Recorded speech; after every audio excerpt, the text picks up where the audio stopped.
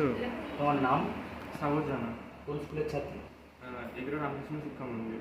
এবারের মাধ্যমিকে র্যাঙ্ক কত হয়েছে? নবম স্থান অধিকার করেছি। কেমন লাগছে? খুবই ভালো লাগছে। একটা এই সাফল্যে আমার আনন্দটা অনেকদিন ধরে অপেক্ষা করেছিলাম এই দিন জন্য। এবং স্কুলের শিক্ষকদের কাছ থেকে কতটা কি সাহায্য পেয়েছো?